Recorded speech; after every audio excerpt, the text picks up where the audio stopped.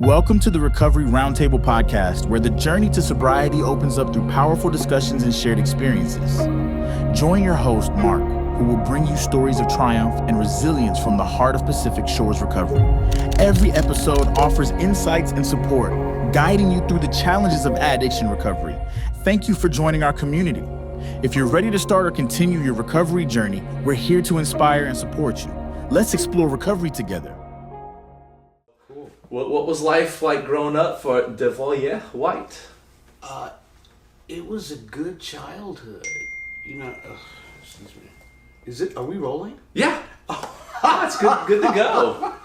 You know me, I'm so informed. Let's just hit a button and we'll talk and got it. We'll get out there, apparently whatever needs to get out there. But yeah, so you had a good childhood, which is a beautiful thing. Mm-hmm. So tell me more, in the famous words of a modern day philosopher Britney Spears. Tell me more. I love this guy. Yeah, I had a good childhood, a great childhood. I like to say that what I've learned through my experiences, because that's what it's really all about, and giving it away. We've all have addictions. We have drugs, we have alcohol, we have eating disorders, we have sex addictions. Yeah. What it comes down to is I say we all have more issues than a box of tissue. And they make those big boxes nowadays, post-COVID, right? Yes. So you say you had a good childhood, so what was it like growing up for you? It was great. Like I said, we all have trauma and issues. Yeah. Unfortunately, I'm in recovery. Mm-hmm. For drugs and alcohol. Yeah, and you're a big spokesperson for that and share your story and help people. Yeah, I love that. Yeah, just tell the truth. Yeah. My mother, unfortunately, she overdosed and died on Christmas when I was 10 years old. So that was my present for Christmas. And at that age, a child being 10 years old, it's really traumatizing and detrimental.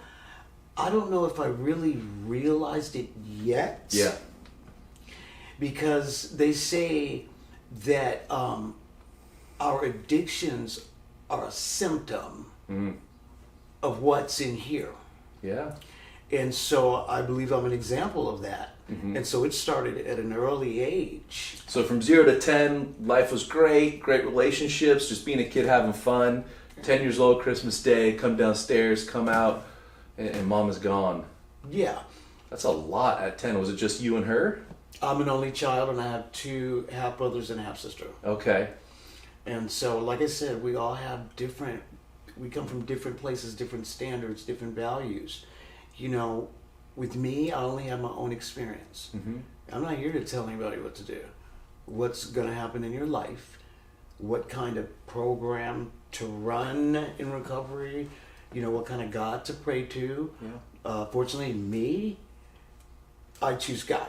Well, that's the beautiful thing about this, right? Is we're not here to tell people what to do. We're here to share our story, our experience, and say, hey, here's what's working for me. Here's what was taught to me, and we just give. And if a person wants to receive the gift, beautiful. If not, that's okay too. There's no judgment. So from 10 on, then what started to happen? From 10 on, my mother's wish was it was unbeknownst to me until years later. Okay. My mother's wish was to get me into the entertainment business. And she was very beautiful. She was really pretty. People say she was the prettiest daughter. My mom was beautiful. Yeah. And that was her wish. And so when that occurred, when my mom passed on, which I processed, we'll get into that. When my mom passed on, in school, I went to school and I just remember I wouldn't talk.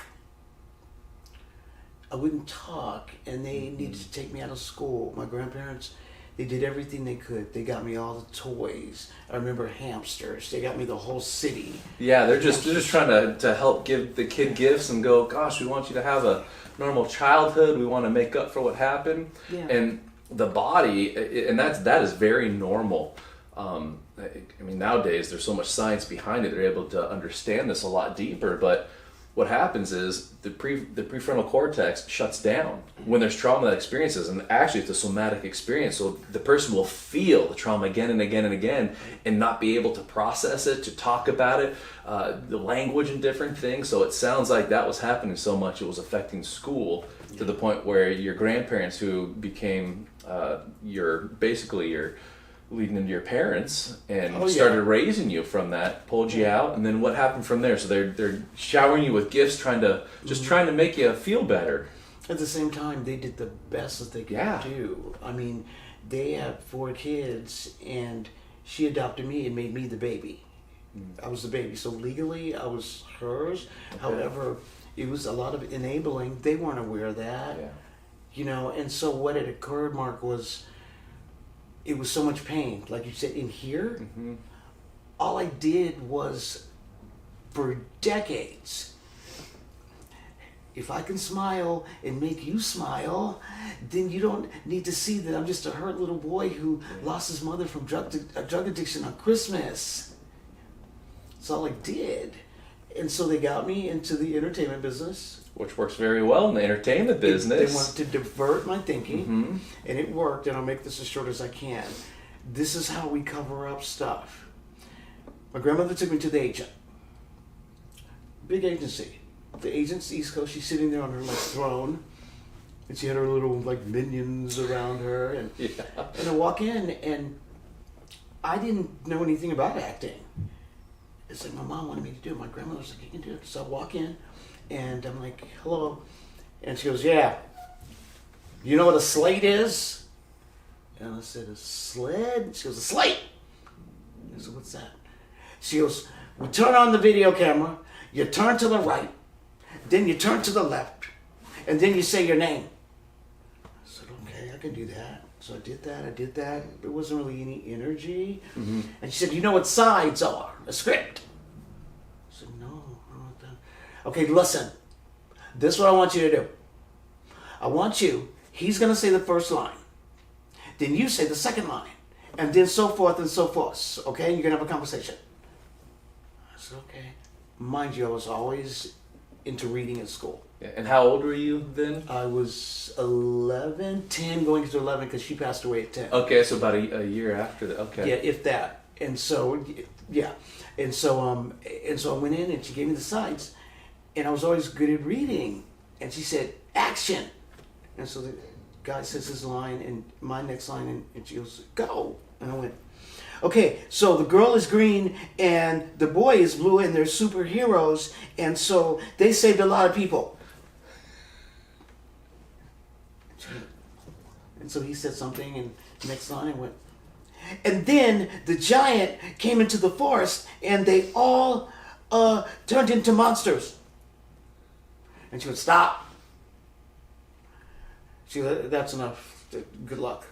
Yeah. I was walking out, Mark. This is how you cover up. I was walking out, turned around, because this is what my grandparents taught me. Okay. I said, ma'am, I would like to thank you so much for this opportunity, and it was an absolute pleasure meeting you, and thank you so much, and I hope you have a wonderful day. And I looked her right in the eyes, and I kissed her hand. I walked out. She goes, stop. I said, yes.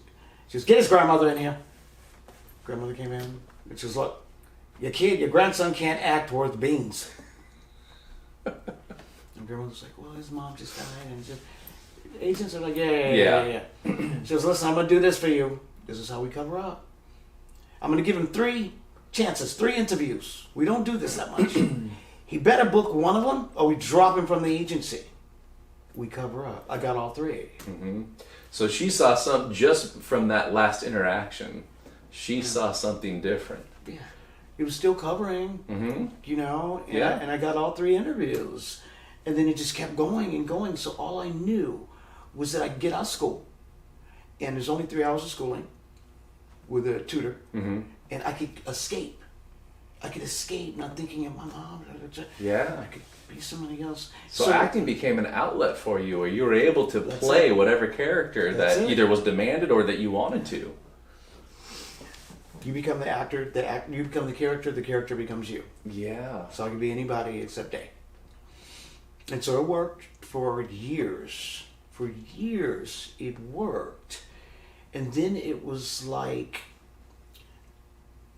I just want to make the money. And I started doing, I did a major film. Mm-hmm. And so when we did that, it propelled. Oh, yeah. And so when it propelled, from Die Hard, when it propelled, then I'm like not dealing with the issues. So would it be accurate to say acting kind of became your drug of choice for a while? That really served the purpose. And then, and I have not met a single person that has not liked Die Hard. It is a Christmas tradition, which I love, and your character is so great. But what's interesting is, this hits, you start getting more and more work, and I'm assuming really no drugs or alcohol during that time. Acting was serving its purpose, and then your world started to open up to some of these other methods. It started. Okay. Occasionally. Right. You know, like Die Hard, Mm-hmm. I smoked a little pot on the weekends. You know, I was always going to clubs around that scene. Uh-huh. Die Hard, we didn't expect it to do what it did. It went pow. So then television shows started bidding on me. And I was like, cool, ego. Okay. So they're going to offer you this much money? And I was like, can we do this? Well, they're offering you this. I was like, let's do this. And they're offering you this. Ego. Mm-hmm. I'm like, okay, I'll do the show with Mike Tyson's wife, with Robin Givens. Mm-hmm. I'll do that. And I said, can you give me more? And they said, well, unfortunately, if we did that, you would be making the same as the other characters, and it would be a conflict of interest. Mm. I said, fine. I said, I want creative control over wardrobe. I want to make up the name. All that. Ego. Yeah, so you found pushing, and it worked. For a minute. Yeah. Well, isn't that the way it almost always is? Whether drugs, alcohol, like you said, sex, gambling, it works brilliantly until it stops. And in the 80s, you did cocaine, you drank, you went to parties. So by this time, covering up the pain. So I started dabbling in cocaine, I started drinking, and, you know, and just going. And what we do is, and then by that time, when the show ended, then I jumped in and got another film with Walter Hill, which is one of my mentor directors to work with. You know, Eddie Murphy, 48 Hours, you know, Walter Hill. And so by the time I get there, I'm already partying. You know, I'm partying cocaine. Rarely did I party. I didn't go to work high a lot. I did once or twice. Right. When you're like that, instead of being late, I just wouldn't show up at all. I make up excuses. That's what we do. We lie. Mm-hmm. And so then we just start, you know, by this time I just want to make the money, get out of there, go to my beautiful loft, and drive my little Range Rover and go be at this party. Who can I hobnob with? Oh, Madonna lives over there. Oh, Rod Stewart's having a party. Oh, Roxbury Club. Oh, I gotta be there. That's the money, the guest list, the hobnobbing. Oh yeah. I would imagine the dopamine hits too of being with all those people and then also being recognized. And you're drinking. And then Mark, we start to tear stuff down because I'm not dealing with the mom, the loss. So it continued to build up and continued to work, and then was there a moment where it all came crashing down, or a moment where there was a realization? Kind of walk us through that. With addiction, it's cunning, baffling, and powerful. And so it got to a point where I just started feeling all this stuff, and it started to show in my behavior. Like, he's good. That guy's a good actor. I saw him last weekend, though, dude, at this Roxbury Club, and he was a mess. So you started getting some feedback from people? I didn't care. Yeah. Because I'm a rebel. My mom died. Yeah, well, I would imagine, too, because a lot of people, especially when it comes to Hollywood or fame, they want to kind of ride in and be a part of, so you get a lot of yes people that will continue. Yeah. So I would imagine that would add, just a ton more to the whole issue. You got the money, you've got the respect that you bought, and the friends that I talked to friends I talked to years later that I was like in high school with and stuff, they were like, Day, we we tried.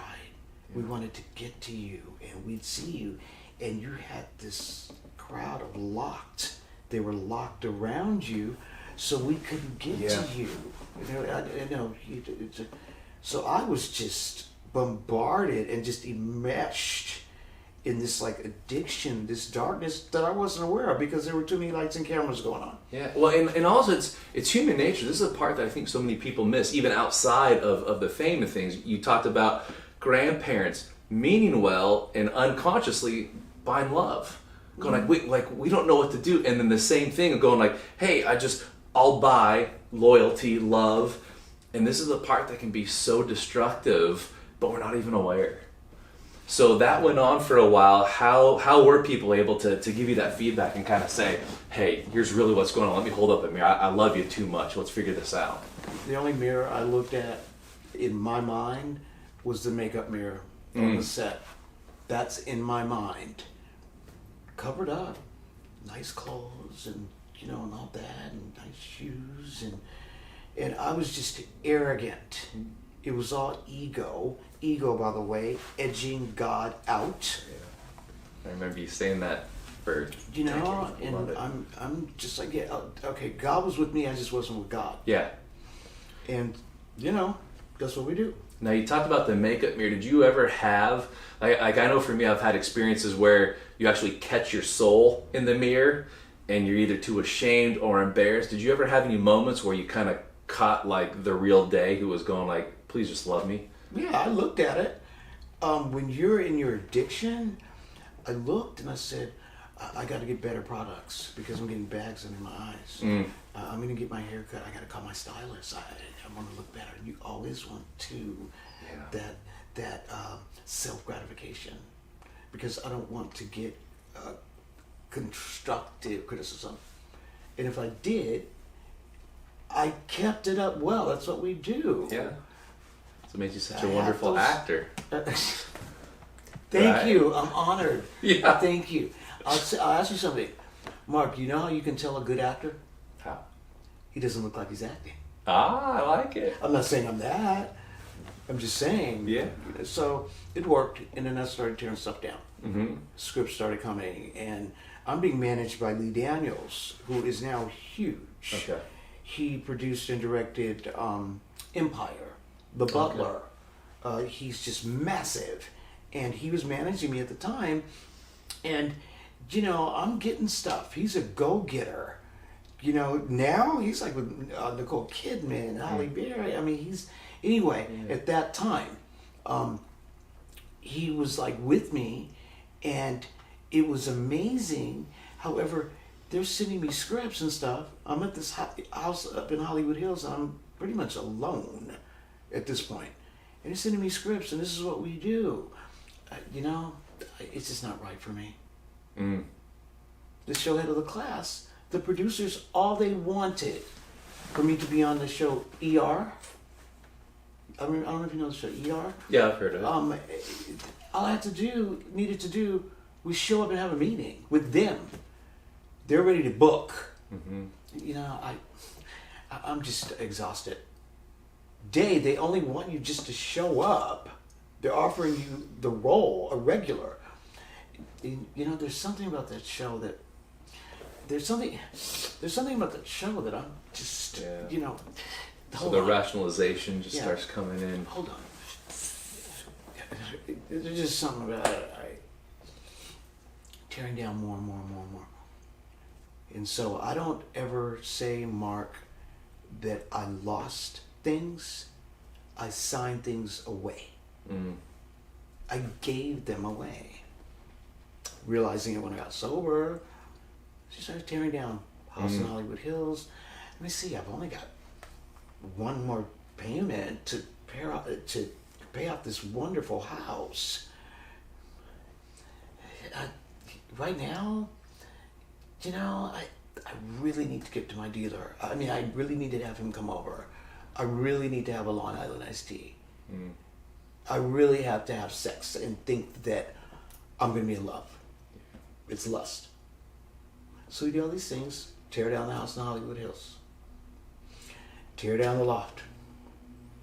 That little place in New York, in Manhattan. gone. Range Rover to this very day. That was the last thing my grandmother gave me, this older Range Rover. I have no idea what it is. No idea. Car, Mercedes, it was just about to be paid off. Repossessed. So I ended up, this is coming up to when I met you, which I'm so grateful for. I ended up like in downtown LA. Swore in my family that I would never do heroin.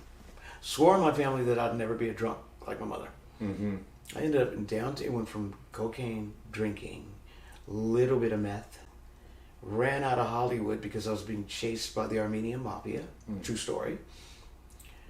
Echo Park, downtown LA. Further in downtown LA. Ended up on 7th and Spring Street, where it's infested in that area with crack cocaine and heroin, for those that you do not know in California. Regardless of all the beautiful places in California, like Newport Beach. Yeah. And so I ended up, before I met you, 98 pounds on a cane with a black eye, busted nose. I'm Ethiopian, so my hair goes like that. So sometimes I say I look like a black Pippi Longstocking. And so the missing teeth and everything, and that's why I smile so much. Because I can smile now. Yeah. You have a great smile. You always have. Oh, thank anyway, you. It's not about you. I got it from my mama and daddy. Of course. So you found yourself on the streets after all that. Not on the streets, because my grandparents, they wouldn't let that happen. I was on my way though. Okay. I didn't sell myself, or anything. I would have. Yeah. It just didn't happen. God's grace. And so 98 pounds in a cane, and I came out here and to Costa Mesa first. They would not give any meds, and I was coming off of methadone, heroin, crack cocaine, booze, and a little bit of meth. And that's detrimental. That's seizure zone for an alcoholic like me. Oh, yeah. I begged for aspirin. Begged. And so I went through 8 treatment centers as a result of this disease. I came out here to get sober. I ended up dying flatlining once at Pacific Shores. Wow. At Hogue 7 times. At Hogue, I knew all the ambulance guys by heart. Jim, David, Kevin, Michael. One of the guys, he looked at me and he goes, "Day?" I said, "Yeah." "Where are my cigarettes?" He goes, "You know you can't smoke in here." And I saw a little tear. I said, "What's wrong with you?" He said, "It's just so sad because my son, I don't have my wife anymore. He doesn't have his mother. And my son and I, we watch Die Hard. It's our favorite Christmas movie. And you're not going to wake up. It's sad, Mark." And that was the 6th time. The 7th time it happened, I thought because of my mother, God took her. So I have a pass to go up there, and we're going to have a talk. At least. The 7th time I woke up, dude. And I hope to God people don't go through what I went through. Sometimes it takes pain. Yeah. And I woke up that 7th time, and I looked up, and Mark, it was just this horrific, like, fire, and my skin was peeling off, and to me, it was Satan. It was Satan saying, "Here we go." And just, it was the most horrible feeling I've ever had. If anybody's ever been dope sick, it was 100 times more. 1,000. If you've ever been really hungover, it's horrible. And so when that happened, this is why God. That's not a coincidence. And I heard a voice that said, "Day." My name is Devorier, by the way. Day Devorier. I want you to help someone else. You've been through a lot. It's not about you anymore. It's about you sharing your experience with someone else. And I went, okay. Oh, okay. That was July 6, 2008. And so And as a result of that, good things happen, I took all 12 steps as a spiritual program that we do, and met a sponsor. And this is how I got to you eventually. The mother. We deal with the issues when we come into sobriety. It's suggested that we take all 12 steps. Personally, I don't do the steps. I don't finish the steps. I don't work the steps. I've taken the steps and I've lived the steps, Mark. And that's what we do. And so the sponsor dealing with, I came in crying to Newport. I was so angry that I came in and I called it was so much anger. Everybody hated, I hate you because of my mother. When I got here, I called this Newport bleach. I didn't see any Ethiopian blacks. I didn't add it in there. Now, completely different. That's one gift. And the other thing is, I met my sponsor. Still have him. We have a sponsor in the 12 steps. Yeah. And I went to him and I said, thank you. The meetings, you guys, that kumbaya stuff, and it's not for me. It's not for me. Why? Because of my mother. How can a 10-year-old boy, when you get to a step 4, it's the inventory. Let out, who the person was, what they did what they did to us, why I don't like them, and what was your part in it. I'm sitting there, dude. I'm going, how could it, that 4th step, I'm not going to be able to do that. He goes, why? He goes, you're not there yet, alcoholic. Oh, I'm going to be. Yeah. I'll show you. And I said, yes. And I said, how can a 10-year-old boy have a part in that? My mother was negligent. I can say this as a man of integrity today. A sober man of integrity. My mother was negligent. She was irresponsible. She was unfit. I saw my mother sleep with other women.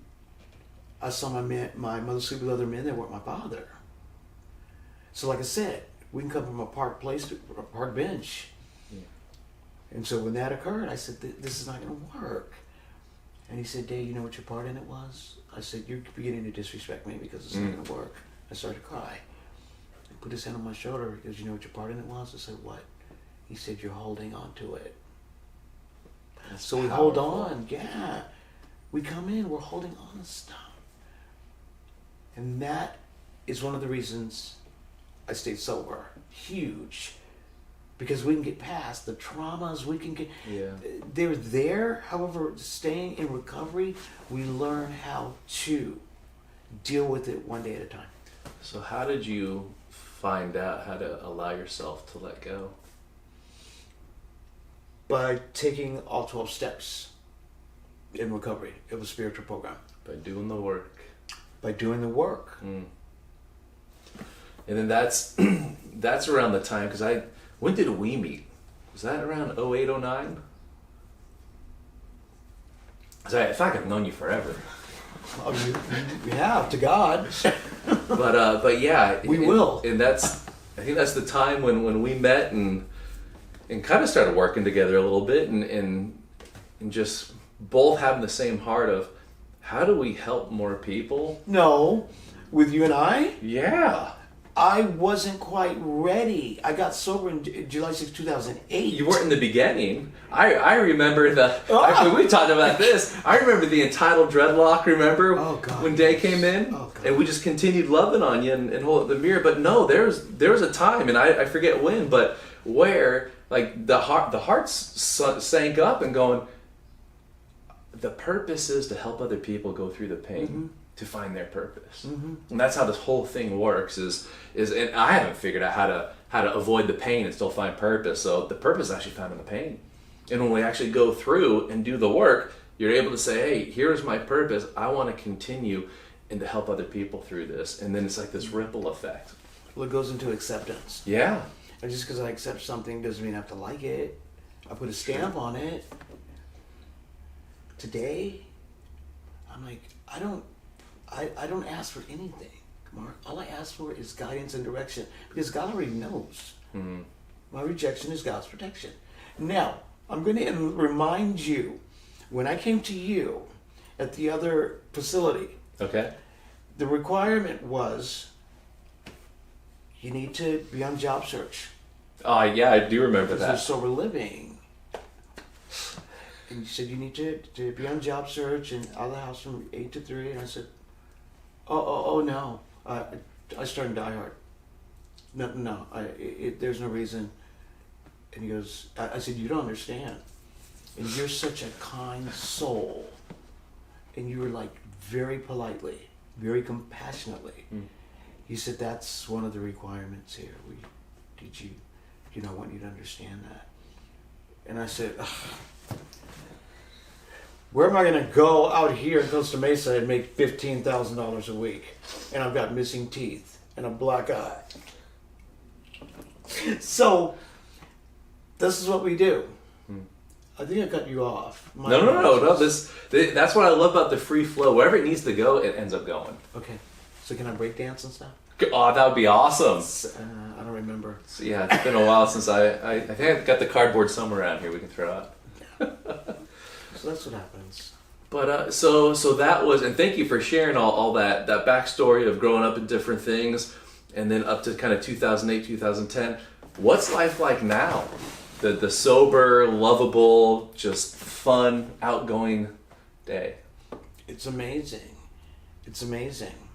15 years, and it's cool. I only say one day at a time. That's it. Yeah. 24 hours is a world record, Mara. That's it. It's great. It's good because it's life. I learned how to live life as it really is. Are there challenges? Absolutely. Oh, yeah. I don't believe in bad days. I believe in challenging days. For me, my sponsor says everything is perfect. Me, I'm like, if everything was perfect, we wouldn't have anything to do. If it's that perfect. Yeah. In God's world, yeah, it's like it's supposed to be. However, it's the key, what you said. Humility, for me, means not thinking of myself, thinking of myself less. And helping other people. And so it's been shared with me that by sharing my experience with someone, that's what, when we get sober, that's what it's all about. You know, we go to meetings and we listen and we go, whoa, that happened to me.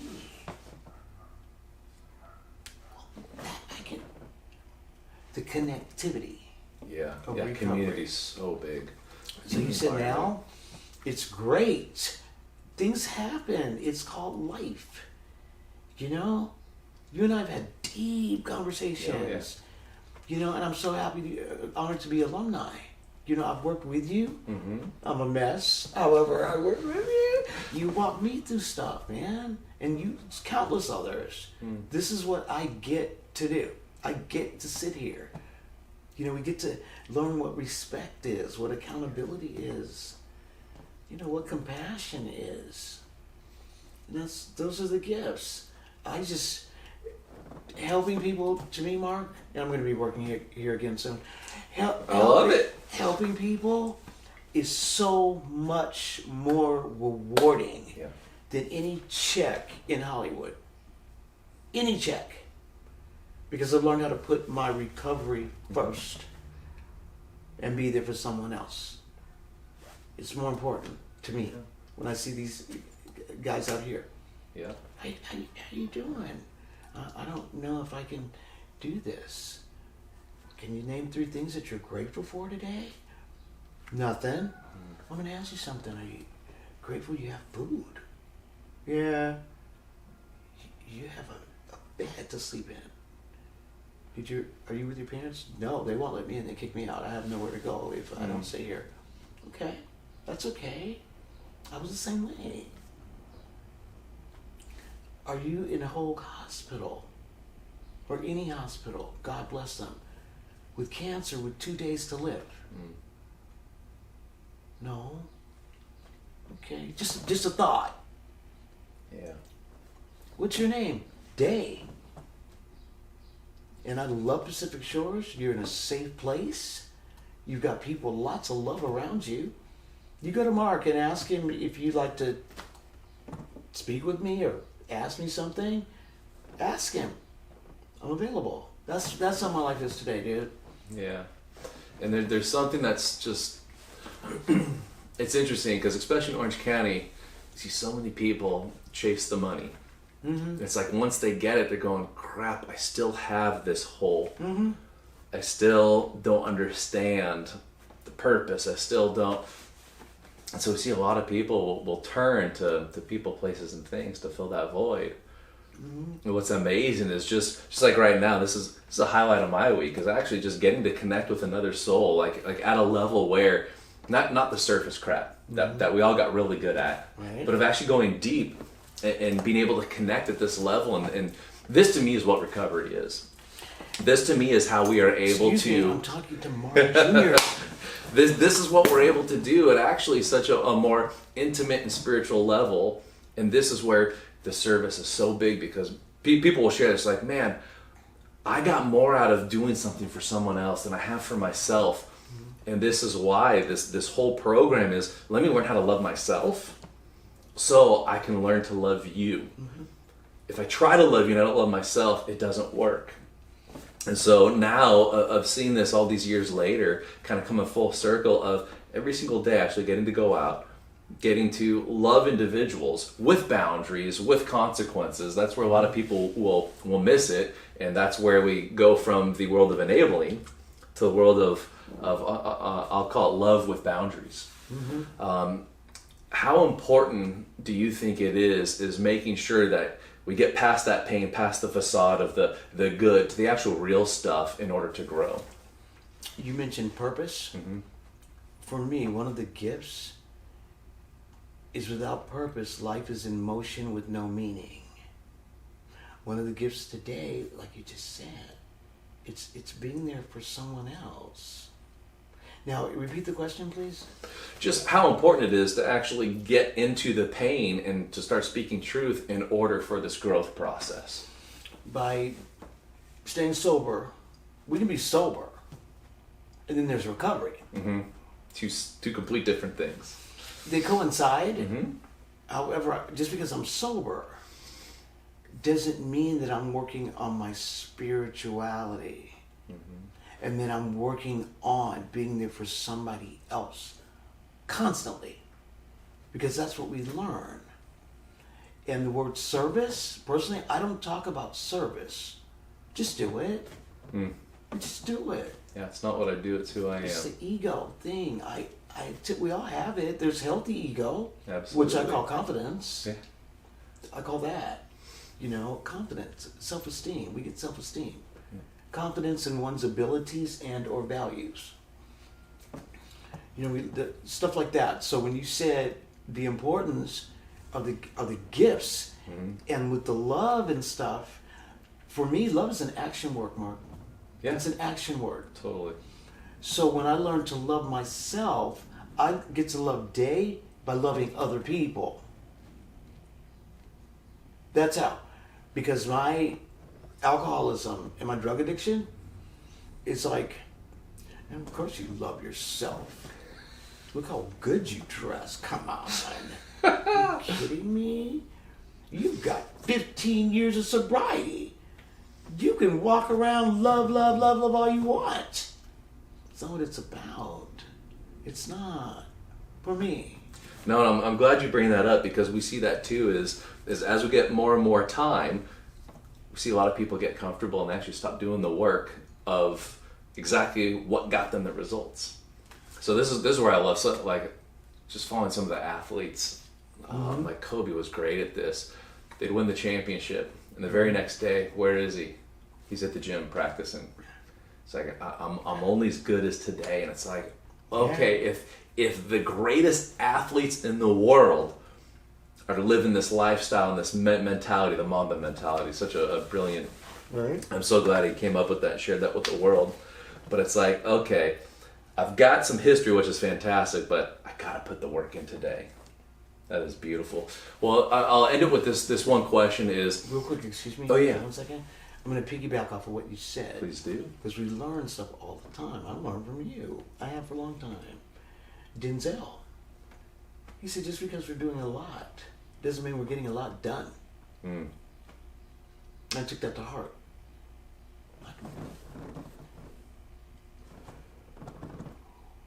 What's the first priority? Do I have to do it perfect? No. Those drugs and alcohol chewed up my brain. You know me. We set this up. I'm like, Mark, is it this Friday or next Friday? It's tomorrow day. Yay! I think I said, who is this? I don't know either. I said, I don't know. But that is so beautiful. I'm glad you shared that, because we're seeing this more and more too, is people are getting really good at being busy. Filling time, as opposed to, how do I get good with spending time with this? And learning how to no longer wage war in here, but to actually find peace. So that's beautiful. I've said to, like you, with God, when I pray, I get on my knees. I'm so grateful. I get to be here with Mark Jr. I get to. I get on my knees, dude. I'm like, wow. Rejection is God's protection. Today I've learned how to walk in faith, not fear, and I watch problems disappear. Isn't it amazing how much different life can be? And just, like, that's one of the things in this season. It's been a long season. Knock on wood, I hope it lasts longer. If it does, great. If not, we'll figure it out when we get there. But just getting to live in a state of joy and beauty and fulfillment, regardless of what happens. You were saying earlier, life has a way of just slapping the crap out of you at times. God surprised me. Yeah, but even of still being able to go, man, what a beautiful ride. The fact that I'm of sound mind and body and spirit, that I can actually be here and be present and find out, okay, apparently this is where I'm to be. It is so freeing. So one of the questions that I like to ask is, if you were able to go back to that younger day, what advice would you give him? Because someone listening right now might be that younger version of you, of saying, nobody understands what I'm going through. I'm too ashamed. You don't understand what I've done. And part of this platform is to let people know, like, we all experience very similar guilt, shame, poor choices. It doesn't define us. And so what would you tell that person, that version? The little me? Yeah. I would say,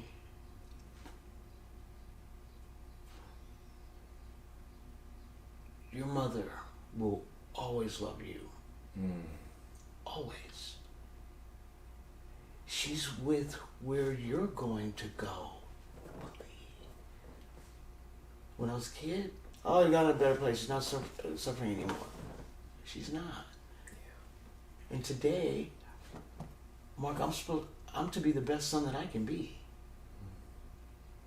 So I'm expressing about this intertwined with, it wasn't that she didn't love me. She was in her addiction. She did the best that she could do. I didn't know that then, so that's why I put, my mom, she will always love me. She will always be your best friend. And I have someone that's going to help you with that day. So we're going to pray every night. We're going to get on our knees and we're going to go, thank you. Thank you. Hi, Mommy. So regardless of whether your parents are here or not, you are worthy of their love. Every day, Mark. That's so beautiful. I look up at the clouds, dude. I have this thing where I see the wind blowing a little bit. That's God. When I look up at the clouds, I see these images of all of my family that have, I say God's like, I didn't take them from you. I moved them. And I see them all. I'm going, there you guys say, yeah, I love you so much. Things like that. It's a gift. I could say I wish it would have happened earlier. For me, now that I've learned, if it did, I wouldn't have the experience that I have now to be sitting with Mark Jr. Yeah. Well, I know you're incredibly busy. I know you got a ton going on. So thank you for coming down here and taking the time to just kind of share your story. And also, I get to see you too. So thank you for coming and saying, hey, I appreciate you, man. Always going to be grateful to Pacific Shores and the Mandersons. You know, I text, you know, and there's a little bit of spirituality. And we I love it, yeah. So thank you. You got it. It's mutual. It's an honor, dude. I love you, bro. It's mutual. Thank you. If you are wanting more real-time secrets and tips on recovery and sobriety, follow me at Pacific Shores Recovery on Instagram. So that way you can get real-time updates of what's working, what the best type of habits are for long-term recovery and creating a fulfilling life.